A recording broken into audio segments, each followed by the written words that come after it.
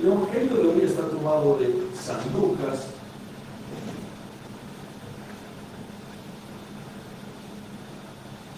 Lucas, capítulo 6, versos 32 al 40, 36 al 42. Pero yo voy a tomar unos versículos antes, yo voy a tomar desde el versículo 27 hasta el 42. Pero a vosotros los que oís os digo, amad a vuestros enemigos, haced bien a los que os odian, bendecid a los que os maldicen, orad por los que os maltratan, al que te hiera en una mejilla, préstale también a otra, y al que te quite el manto, no le pidas que se lleve también, no le impidas que se lleve también la túnica. A todo el que te pida, dale, y al que se lleve lo tuyo, no se lo reclames. Y como queréis que hagan los hombres con vosotros, así también haced vosotros con ellos. Porque si amáis a los que os aman, ¿qué clase de favor es el vuestro? Porque también los pecadores aman a los que les aman. Y si hacéis bien a todos los que os hacen bien, ¿qué clase de favor es el vuestro? Porque también los pecadores hacen lo mismo. Y si prestáis a aquellos de quienes esperáis recibir, ¿qué clase de favor es el vuestro? Porque también los pecadores prestan a los pecadores para recibir otro tanto. Vosotros, en cambio, amad a vuestros enemigos, haced el bien y prestad sin esperar nada a cambio, y será grande vuestra recompensa, y seréis hijos del Altísimo, porque Él es bondadoso para los ingratos y malvados. Sed pues misericordiosos, como también vuestro Padre es misericordioso. No juzguéis y no seréis juzgados. No condenéis y no seréis condenados. Perdonad y seréis perdonados. Dad y se os dará. Una medida buena, apretada, remecida y rebosante os pondrán en el regazo. Porque con la misma medida con que medís, os volverán a medir. Y les dijo también una parábola. ¿Acaso puede un ciego guiar a otro ciego? ¿No caerán ambos en un hoyo? Un discípulo no está por encima de su maestro, pero todo el que esté bien preparado será como su maestro. ¿Y por qué te fijas en la paja que está en el ojo de tu hermano y no echas de ver la viga que está en tu propio ojo? ¿Cómo puedes decir a tu hermano, hermano, déjame sacar la paja que está en tu ojo, cuando tú mismo no adviertes la viga que está en tu propio ojo? Hipócrita, saca primero la viga de tu ojo y entonces verás bien para sacar la paja que está en el ojo de tu hermano. Palabra de Dios. Puedes sentar.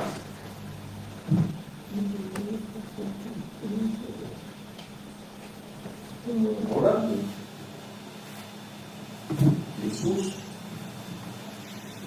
empieza a hablar a sus discípulos en esta bienaventuranza.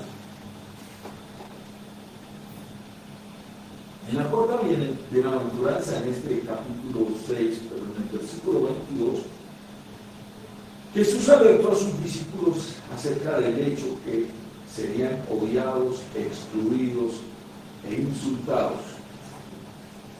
Situaciones muy tremendas que todavía se siguen viviendo. En Colombia estamos en una persecución, aunque muchos no lo quieren admitir, sobre todo esta clase de pastores que son familiares o allegados o seguidores de este gobierno socialista y progresista. Pero están matando a los ministros. Sí, en este año van más de 6 ministros o pastores que están asesinando a Colombia. Y Jesús le está advirtiendo a sus discípulos aquí en esta cuarta bienaventuranza que sus discípulos serían odiados, excluidos e insultados. Una persona que sufre tal trato puede sentirse tentada a responder de una forma similar. Y hasta yo mismo enseñé en axiología que una actitud buena lo pone a usted en situaciones óptimas para responder con una actitud buena. Y una actitud negativa lo pone a usted en condiciones para responder en una actitud negativa. Sí, así se maneja el mundo. Sin embargo, Jesús mandó un comportamiento bastante diferente, un comportamiento que será totalmente inesperado en este mundo. Y no solo inesperado, a simple vista va a ser muy pesado y cruel. Les dice a sus oyentes: amad a vuestros enemigos, haced el bien a los que os odian, bendecid a los que os maldicen, orad por los que os maltratan. Es un evangelio para la capacidad humana, para la razón humana, muy difícil de digerir. Incluso un escritor griego que vivió pocos años antes de que naciera Jesús expresa lo que era el pensamiento, el sentimiento común de esa época, que no es muy diferente al pensamiento de ahora. Él decía: yo consideré como una cosa establecida que uno debe hacerles daño a sus enemigos y ayudar a sus amigos. Es el pensamiento que se maneja hoy en día también. Al enemigo hay que buscarle la caída y desaparecerlo del mapa. Pero el que es mi amigo, como se dice aquí, mi parcero, con eso voy a ayudarle y con eso voy a estar. Pero aquí lo sorprendente es el consejo de Jesús. Marca una diferencia muy abismal, muy grande. Jesús cita 3 casos o situaciones y describe una respuesta amorosa para cada uno de ellos. ¿Qué hacer cuando alguien te golpea en la mejilla? Cuando alguien se lleva tu túnica o cuando alguien se apropia de lo que te pertenece. Es ilógico, es cruel. Jesús está hablando en serio aquí. Es que una persona puede vivir de esta manera en el mundo actual, como lo está planteando Jesús. ¿O es esto un idealismo más, como el socialismo, que trata de poner a todos igual? Un idealismo imposible de llevar a cabo. Pero lo que puedo decirles es que Jesús sí está al tanto del mundo real. Sabe la forma en que la gente reacciona, cómo la gente procede por lo general en las situaciones que acá se describen. Si me dan papaya, se dice aquí en Colombia, yo lo acabo. Y es de una manera que choca las palabras de Jesús contra nuestra naturaleza humana. Jesús dice que sus discípulos necesitan actuar en forma diferente a cómo el mundo actúa. Una persona amable no responderá automáticamente en la forma usual cuando alguien quiere robarle o cuando alguien quiere violentarle. Pero el mandato específico de Jesús no es tanto una regla de conducta para seguirla mecánicamente, sino que más bien nos sirve como estímulo para que la imaginación que Él nos dio extraiga implicaciones para la vida en general de cómo deben proceder sus discípulos. Y como discípulos de Jesús necesitamos actuar con amor en nuestro trato con la gente y aún con nuestros enemigos. Y aquí nadie, ninguno de nosotros nos quedamos libres de pecado y de culpa. Las tres situaciones descritas por Jesús son seguidas por tres preguntas que concluyen con las mismas palabras. ¿Qué clase de favor es el vuestro? ¿O qué bien quieren recibir? ¿Qué mérito tienen ustedes amar a los que los aman? Es un amor no esforzado y es simple. Hacer el bien a los que les hacen el mal. Prestarle a aquellos de quienes esperan devolución. Hacer el bien a quienes hacen el bien. Prestar de aquellos que esperan devolución. Todas estas cosas también las hacen los pecadores, los que no son discípulos de Cristo, y las hacen mejor que muchos de nosotros que somos creyentes. Usted ve personas aún paganas y pías que se comportan mejor, viven mejor y son más amables y más carismáticos que los que son creyentes. Sí. Pero aquí Jesús está buscando una norma de conducta que sea más elevada. Ya es hora de que los discípulos empiecen a dar fruto, el fruto para el que fuimos llamados.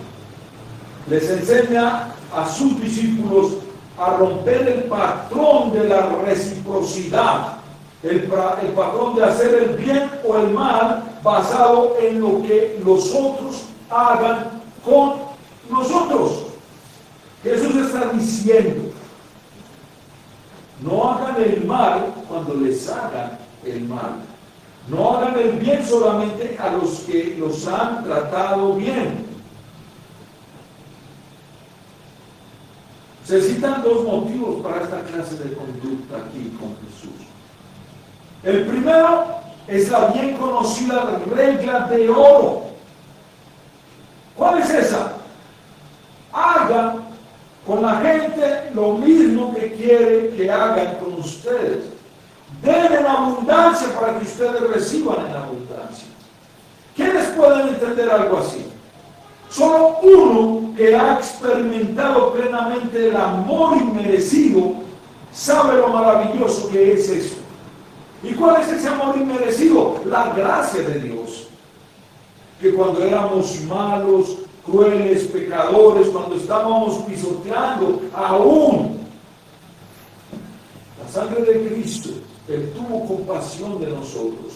Cuando estábamos muertos en nuestros delitos y pecados, Él fue quien nos dio la vida. De ese amor inmerecido es que hablamos. Tratar a los demás en la misma forma.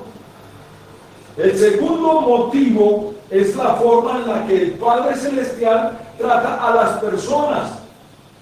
Él es amoroso con el ingrato y con el impío, dice el Evangelio de hoy. Sean misericordiosos como Él lo es, como lo es Él.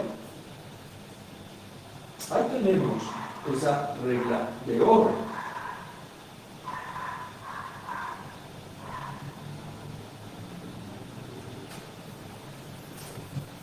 Y esto va un poquitico más allá. Jesús promete una gran recompensa para los que actúan en esta forma. Ahora, no es una recompensa de salvación por esas obras. Él utilizó la misma palabra en el versículo 23 del capítulo 6, recompensa en el cielo. Y esta mención de recompensa de ninguna manera implica que nosotros seamos salvos por nuestras buenas obras, ni que seamos salvos por nuestros méritos de ser buena gente. Porque muchos, yo no soy tan buena gente como otros que puedo conocer. No somos salvos por eso, sino que la recompensa que Jesús promete gratuita y misericordiosamente para consolar a sus discípulos odiados y perseguidos.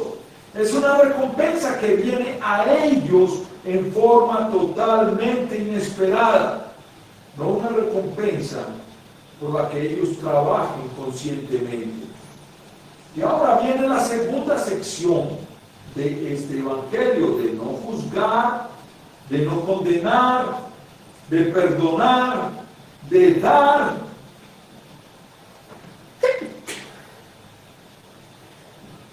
Y de no criticar.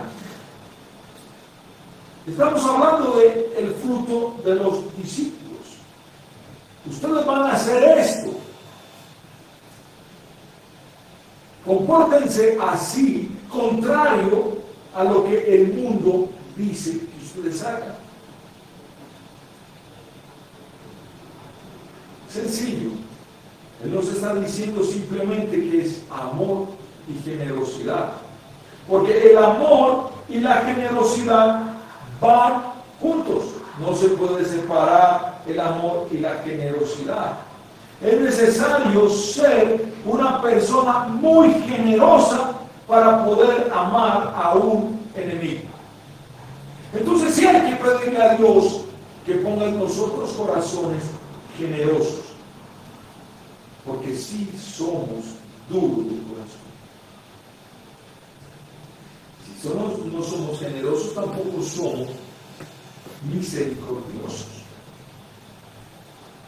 Una persona amorosa da sin esperar nada a cambio. Ejemplos típicos, muchas veces a uno le regalan una camisa y tiene que ponérsela obligado, porque el que le dio la camisa se la quiere administrar. Suena tonto, pero es lo que está planteando Jesús aquí. Una persona amorosa es generosa y da sin esperar nada a cambio. Y lo opuesto de tal persona es una que constantemente encuentra faltas en nosotros y condena sus acciones. Y en esto también pecamos todos nosotros.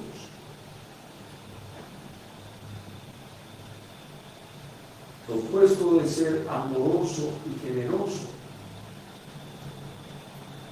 es una persona que constantemente encuentra faltas en nosotros y condena sus acciones.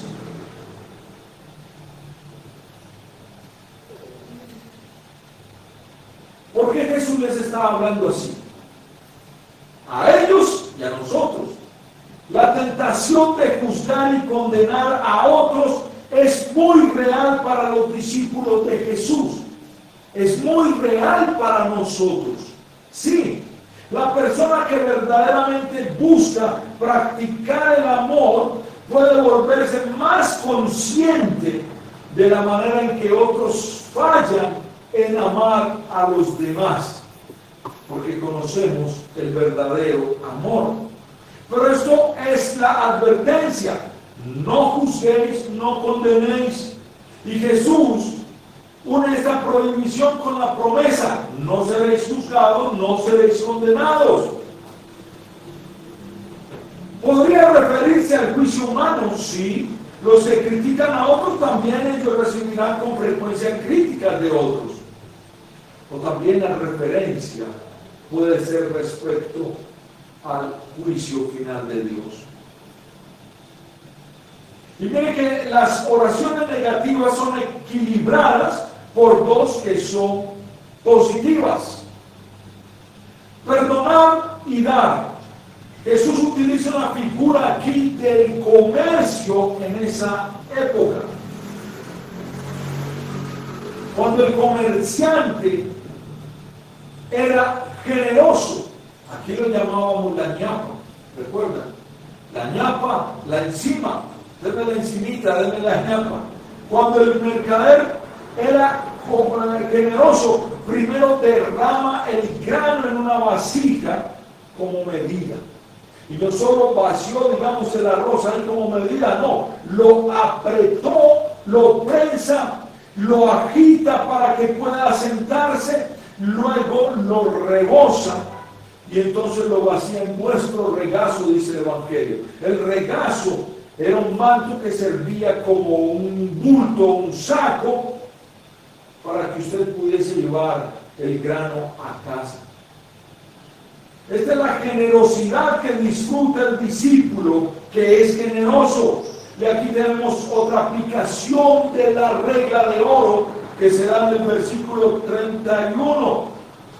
Dad y se os dará medida rebosante, abundante, apretada. Jesús nos está llamando a actuar como Él actúa. Y entonces pasamos a nuestro tercer punto. La enseñanza de Jesús concluye con 4 parábolas que ya empiezan desde el versículo 39 hasta el 49 también, que son 4 ilustraciones de la vida. La primera es sobre la importancia de ser capaz de ver antes de atreverse a guiar. De ver, de mirar, de observar antes de usted atreverse a ser guía o maestro de otros. El ciego nunca será un buen guía, pero no es ciego de la vista. Aquí podríamos utilizar la misma palabra griego que es alumno, el que no tiene la luz del conocimiento. Eso es un alumno. El ciego nunca será un buen guía. El discípulo que no esté bien preparado, que no se atreva a tomar responsabilidades del maestro, el que no tenga su corazón lleno de amor, de generosidad, pero también del conocimiento y de la gracia del Señor Jesucristo, que no se atreva a tomar responsabilidades del maestro. Y esto es grave, porque a veces no sabemos ni cómo hablarle a otros de Cristo, porque a veces desconocemos la doctrina hasta tal punto que ni hay amor ni hay generosidad dentro de nuestro corazón. En el versículo 40, uno siente que tal vez Jesús está dirigiendo algunas palabras contra sus propios estudiantes, que se imaginan que saben más que su maestro. Puede ser que ningún estudiante de Jesús se atreva a corregir al maestro, sino que continuamente debe tratar de ser como su maestro. La segunda parábola es muy familiar, se cita con frecuencia. Está dirigida contra el discípulo que está ciego en sus propias fallas, pero que siempre está listo para tomar el papel de investigar los defectos en la vida de los demás discípulos, de buscarle la caída al otro, de mirar cómo es tan pecador, tan vil, que se vuelve como el fariseo. Señor, gracias porque yo no soy como este publicano. Yo doy diezmos, yo hago esto. ¿Cómo? Lo vimos también en un sermón pasado. No ve sus propias fallas, pero está listo para investigar los defectos en la vida de los demás discípulos. Y los términos contrastantes que usa Jesús, la paja en el ojo y la viga, pueden provocar risa en algunos aspectos. Sí, hay muchos que les puede generar gracia. Pero el término hipócrita que usa Jesús aquí, que se aplica a tales personas, muestra seriedad con la que Jesús advierte contra el hecho de buscar fallas en los demás.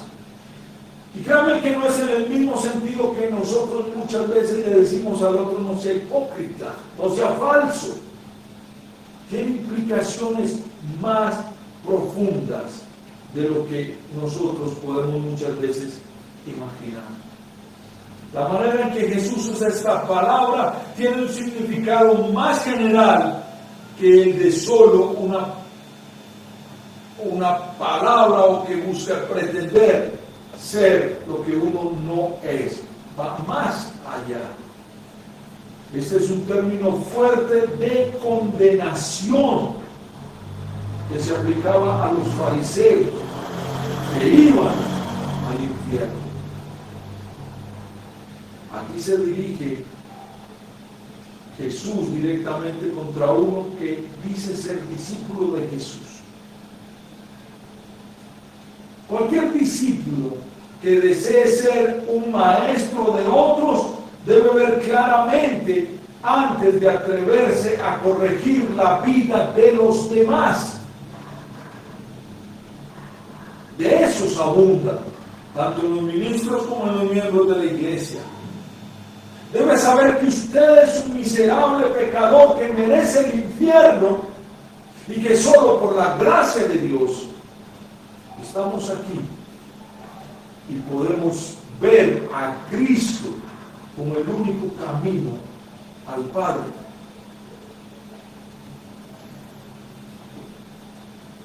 Que no tenemos nada mejor que otros, sino el amor que Dios derramó en nosotros para que nosotros podamos dar amor a otros. La generosidad que tuvo Dios con nosotros al ser viles pecadores, para que nosotros también seamos generosos y misericordiosos con aquellos que no conocen el Evangelio. Un ciego no puede ser guía de otros ciegos. Un discípulo debe saber de dónde fue llamado, de dónde fue sacado, por quién fue llamado, por quién fue rescatado y redimido, para poder hacer lo mismo con otros. Y que el Señor nos sostenga firmes, porque a esto fuimos llamados, a dar fruto, y fruto en abundancia